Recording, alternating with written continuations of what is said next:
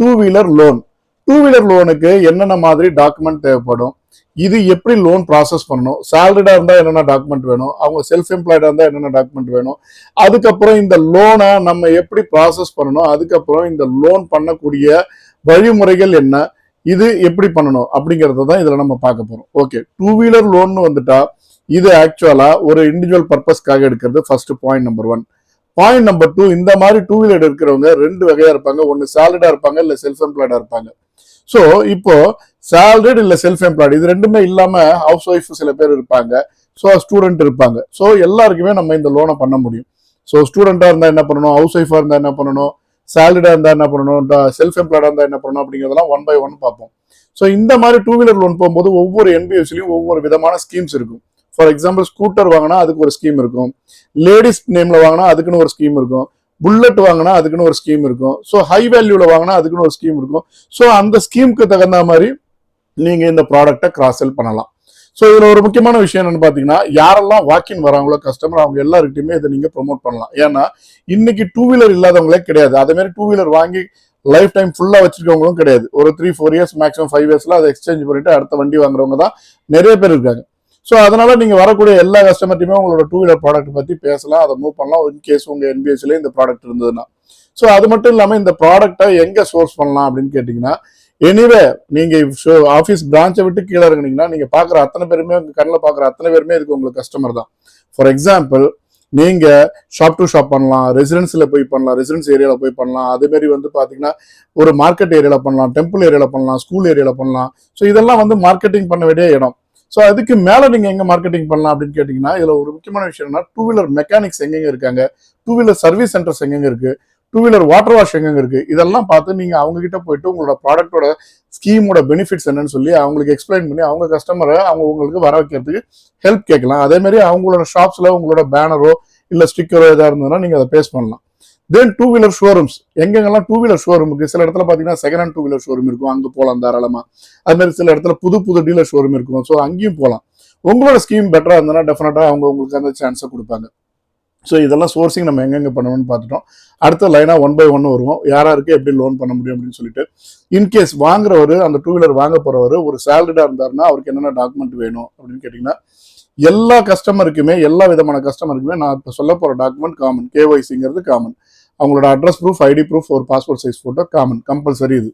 So அதுக்கு அடுத்தது இப்போ வரக்கூடியது மட்டும்தான் தனித்தனியாக வாங்க வேண்டியது. இப்போ அவர் சேலரிடா இருந்தாருன்னா அவரோட கம்பெனியோட ஐடி கார்டு, சேலரி ஸ்லிப்பு, அதுக்கப்புறம் வந்து பார்த்தீங்கன்னா அந்த கம்பெனியில் அவருக்கான ஃபார்ம் 16 கொடுத்துருந்தாங்கன்னா ஃபார்ம் 16. ஸோ இது இல்லாமல் ஒரு 6 மாதத்துக்கான பேங்க் ஸ்டேட்மெண்ட், இது வந்து கம்பல்சரி அவர் கொடுக்கணும். ப்ளஸ் இது இல்லாமல் என்ன கொடுக்கணும்னு பார்த்தீங்கன்னா, அந்த வெஹிக்கிள், அவர் எந்த வெஹிக்கிள் வாங்குறாரோ அந்த வெஹிக்கிளோட இன்வாய்ஸ் காப்பி கொடுக்கணும். ஸோ இதெல்லாம் கொடுத்தாருன்னா நம்ம லோன் ப்ராசஸ் பண்ணி அவருக்கு நம்ம கொடுக்க முடியும். ஒருவேளை அவர் வாங்குற ஒரு செல்ஃப் எம்ப்ளாய்டா இருந்தாருன்னா என்ன பண்ணணும்னா, சேம் கேஒய்சி ப்ளஸ் அது இல்லாமல் அடிஷனலாக என்ன வாங்கணும்னு பார்த்தீங்கன்னா, ஆஸ் யூஷுவல் பேங்க் ஸ்டேட்மெண்ட் வாங்கணும். இந்த சேலரி ஸ்லிப்புக்கு பதிலாக இங்கே என்ன வாங்கணும்னு பார்த்தீங்கன்னா, அவரோட ஐடி பேப்பர் வாங்கணும். 2 வருஷம் அட்லீஸ்ட் அவர் ஐடி ஃபைல் பண்ணிருக்கணும், அதனோட டாக்குமெண்ட் வாங்கணும். ப்ளஸ் அவர் என்ன வெஹிக்கிள் வாங்குறாரோ அந்த வெஹிக்கிளுக்கான இன்வாய்ஸ் காப்பி வாங்கணும். ஸோ இது வந்து ஒரு செல்ஃப் எம்ப்ளாய்டா வந்து நம்ம பண்ண வேண்டியது. ப்ளஸ் அது இல்லாமல் அவர் என்ன பிஸ்னஸ் பண்றாரோ அந்த பிஸ்னஸ்க்கான ப்ரூஃப் வாங்கணும். ஸோ இதுதான் நம்ம இவர்கிட்ட வாங்க வேண்டிய விஷயம். சப்போஸ் அவங்களே ஒரு ஹவுஸ் ஒய்ஃபா இருந்தால் அவங்கள்ட்ட வந்து சேலரி இருக்காது, ஸோ செல்ஃப் எம்ப்ளாய்டாகவும் இருக்க மாட்டாங்க. அப்போ அவங்களுக்கு என்ன டாக்குமெண்ட் வேணும்னா, அவங்களுக்கு கோப்ளிகண்டா அவங்களோட வீட்டுக்காரை கொண்டு வரணும். அவங்க வீட்டுக்காரர் என்ன பிசினஸா இருந்தா அந்த ரிலேட்டட் டாக்குமெண்ட் வாங்கணும். சப்போஸ் அவர் சேலரிடா இருந்தா அந்த ரிலேட்டட் டாக்குமெண்ட் வாங்கணும். ஸோ இவங்க தான் லோன் எடுப்பாங்க, பட் கோஅப்ளிகண்ட் தான் அவர் எல்லாருக்குமே இந்த சப்போர்ட்டிங் டாக்குமெண்ட் கொடுத்து ஹெல்ப் பண்ணுவார். ஸோ அது மாதிரி ஸ்டூடெண்டா இருந்தா அப்பாவோடது வாங்கணும். ஸோ ஸ்டூடெண்ட் பேர்ல ரெஜிஸ்டர் பண்ண போறாங்கன்னா அப்பாவோட டாக்குமெண்ட் வாங்கணும், ஸ்டூடெண்டோட டாக்குமெண்ட்டும் வாங்கணும், கேஒய்சி ஃபுல்லா வாங்கணும் நம்ம. ஸோ இது வந்து ப்ரொசீஜர். இது வாங்கின பிறகு என்ன ஆகும்னு பார்த்தீங்கன்னா, அந்த வெஹிக்கிள்கான இன்வாய்ஸை பேஸ் பண்ணி இந்த லோன் நம்ம எவ்வளோ அப்ரூவ் பண்ண முடியும் அப்படின்னு பார்ப்பாங்க. ஆஸ் யூஷுவல் நம்ம எல்லா லோனுக்கும் பண்ற மாதிரி தான் அவரோட சிபில் செக் பண்ணுவாங்க. சிபில் நல்லா இருக்கான்னு பார்ப்பாங்க.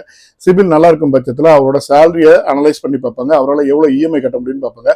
அந்த இஎம்ஐ கட்டக்கூடிய அளவுக்கு அவருக்கு லோன் ப்ரொவைட் பண்ணுவாங்க. அப்படி இல்லைன்னா அந்த ஸ்கீமோட மேக்ஸிமம் என்னவோ அதை அவருக்கு ப்ரொவைட் பண்ணுவாங்க. ஃபார் எக்ஸாம்பிள் அவர் 1 lakh வெஹிக்கிள் வாங்குறாருன்னா மேபி ஸ்கீம் வந்து 80% தான் கொடுக்க முடியும்னா அப் டு 80% வரைக்கும் கொடுப்பாங்க. அப்படி இல்லைன்னா அவருக்கு என்ன எலிஜிபிள் அமௌண்ட் இருக்கோ, அந்த 80% கீழே அவருக்கு என்ன எலிஜிபிள் அமௌண்ட் இருக்கோ அந்த அமௌண்ட்டை சாங்ஷன் பண்ணி கொடுப்பாங்க. ஸோ இதுல 2 முக்கியமான விஷயம் நீங்க தெரிஞ்சுக்க வேண்டியது என்னன்னா, ஒன்ஸ் லோன் ப்ராசஸ் ஆகி சாங்ஷன் ஆகுதுன்னா அதை சாங்ஷன் ஆகிறதுக்கு முன்னாடி முக்கியமான 2 டாக்குமெண்ட் வாங்க வேண்டியது என்ன இருக்குன்னு பார்த்தீங்கன்னா, அவரோட செக்லீஃப் வாங்குவாங்க கம்பல்சரி இசிஎஸ் ப்ராசஸ்க்காக. ப்ளஸ் அது இல்லாமல் வந்து பார்த்தீங்கன்னா அவரோட ஒரு லோன் அக்ரிமெண்ட் ஒன்று சைன் வாங்குவாங்க. அந்த லோன் அக்ரிமெண்ட் வந்து பார்த்தீங்கன்னா கஸ்டமருக்கும் கம்பெனிக்கும் இருக்கும். ஸோ இது வந்து கம்பல்சரியாக பண்ணுவாங்க. இதெல்லாம் சைன் வாங்கி முடிச்ச பிறகு அவருக்கு சாங்ஷன் லெட்டர் போகும். அதுக்கப்புறம் அந்த ஃபண்ட் வந்து பார்த்தீங்கன்னா பர்டிகுலர் டீலர் யாரோ அவங்களுக்கு கிரெடிட் ஆகும். அதுக்கப்புறம் அந்த வெஹிக்கிள் டெலிவரி ஆகும். ஸோ இதுக்கு வந்து பார்த்தீங்கன்னா இந்த ப்ரொசீஜர் முடியறதுக்கு இந்த முடியும் போது அவருக்கு எப்படி லோன் டிஸ்பர்ஸ் ஆகும் அப்படின்னு பார்த்தீங்கன்னா அவரு இந்த லோனை ப்ராசஸ் பண்ணுறதுக்கான ப்ராசஸிங் ஃபீஸ் என்னவோ அதை டிடெக்ட் பண்ணிட்டு தான் கொடுப்பாங்க. ஸோ அது மாதிரி இந்த லோன் முடியறது ரொம்ப ரொம்ப சிம்பிள். ஒரு 2-3 டேஸ்ல முடிஞ்சிடும். இது ரொம்ப டைமிங்லாம் எடுக்காது. அவருக்கு வெஹிக்கிள் ரெடியாக இருந்ததுன்னா உடனே முடிச்சு கொடுத்துருவாங்க. ஸோ இந்த ப்ராடக்ட் பண்றது ரொம்ப ரொம்ப ஈஸி. எப்படின்னு கேட்டீங்கன்னா நீங்க ஃபர்ஸ்ட் த்ரூ ரெஃபரன்ஸ் நீங்க எடுக்கணும். ரெஃபரன்ஸ்னா உங்களோட ஃப்ரெண்ட்ஸ், நேட்டிவ், ரிலேட்டிவ்ஸ், நெய்பர்ஸ், கூட ஒர்க் பண்ற கொலீக்ஸ், மற்ற கம்பெனில இருந்த கொலீக்ஸ், இவங்கள்ட்டெல்லாம் நீங்க வந்து சொல்லலாம் இப்போ இந்த மாதிரி உங்கள்கிட்ட ப்ராடக்ட் இருக்கிறத பத்தி. அது மாதிரி மார்க்கெட்டிங் பண்ணிங்கனாலும் ரொம்ப ரொம்ப ஈஸி.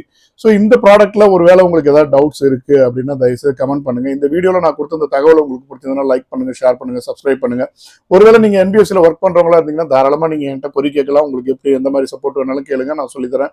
அது சப்போஸ் நீங்க வேலை தேடுறவங்களா இருந்தீங்கன்னா இந்த ப்ராடக்ட்டை நல்லா தெரிஞ்சு வச்சுக்கோங்க. ஏன்னா இன்டர்வியூ போகும்போது எந்த மாதிரி ப்ராடக்ட் கேட்டு உங்களுக்கு பண்ண முடியுமான்னு கேட்டாலும் உங்களால் ஆன்சர் பண்ணக்கூடிய இடத்துல நீங்க இருக்கணுங்கிறதுக்காக தான் எல்லாத்தையும் டீட்டெயிலாக நான் ஃபர்ஸ்ட் சொல்லிட்டு இருக்கேன்.